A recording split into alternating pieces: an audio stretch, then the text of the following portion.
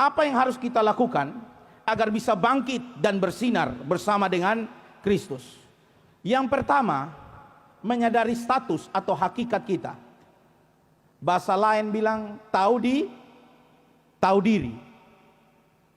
Perhatikan, bagaimana supaya kita bisa bangkit dan bersinar. Yang pertama, kita harus sadar dulu hakikat dan status kita. Saya lihat di dalam Kamus Besar Bahasa Indonesia, kata hakikat ini diterjemahkan menurut Kamus Bahasa Indonesia memiliki dua arti. Yang pertama, intisari atau dasar. Yang kedua, kenyataan yang sebenarnya.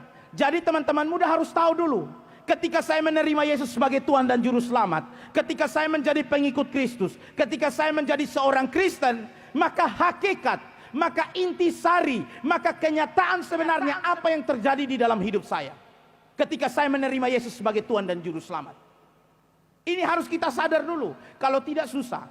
Kita ngomong tema ini, orang Kupang bilang sampai mulu babusa juga, hidup kita tidak akan berubah. Kalau kita tidak pernah sadar tentang hakikat kita ketika kita ada di dalam Kristus.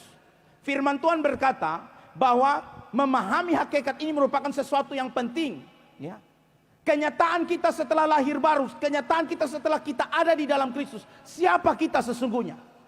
Nah, kita lihat bersama apa yang dijelaskan oleh Rasul Paulus pada kesempatan ini. Di dalam Efesus pasal 5, ya, kita akan lihat ya, Efesus pasal 5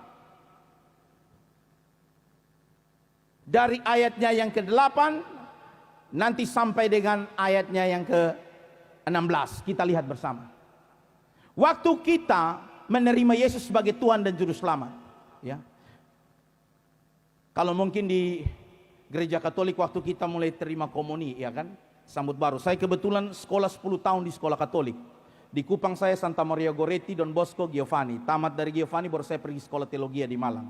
Kalau mungkin di Gemit, waktu Anda mulai ikut katekisasi dan engkau di CD, ya. Kemudian kalau di Pentakosta Karismatik waktu engkau ikut kelas katekisasi atau kelas baptisan. Ketika kita melakukan itu semua, sadarlah bahwa sesungguhnya kehidupan baru itu sedang dimulai di dalam hidup kita. Maka kita harus tahu dulu, waktu saya sudah ambil komuni, waktu saya sudah ikut CD, saya sudah ikut kelas baptisan, apa yang harus saya lakukan? Tanggung jawab apa yang ada di dalam hidup saya? Maka di dalam Efesus 5 ayat 8 menjelaskan demikian. Memang dahulu kamu adalah kegelapan, tetapi sekarang kamu adalah terang di dalam Tuhan. Sebab itu hiduplah sebagai anak-anak terang. Ini status baru kita ketika kita menjadi orang yang dewasa di dalam Tuhan. Anak muda ngomong kiri kanan, kamu anak terang. Kamu anak terang. Status kita anak terang. Maka jangan hidup di dalam kegelapan.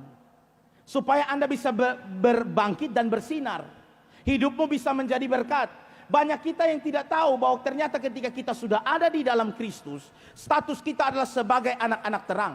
Maka Rasul Paulus menasihatkan jemaat di Efesus bahwa hiduplah sebagai anak-anak terang ketika kita menerima Yesus sebagai Tuhan dan Juru Selamat. Ayat 9 dikatakan, mari kita baca sama-sama anak muda. 1, 2, 3.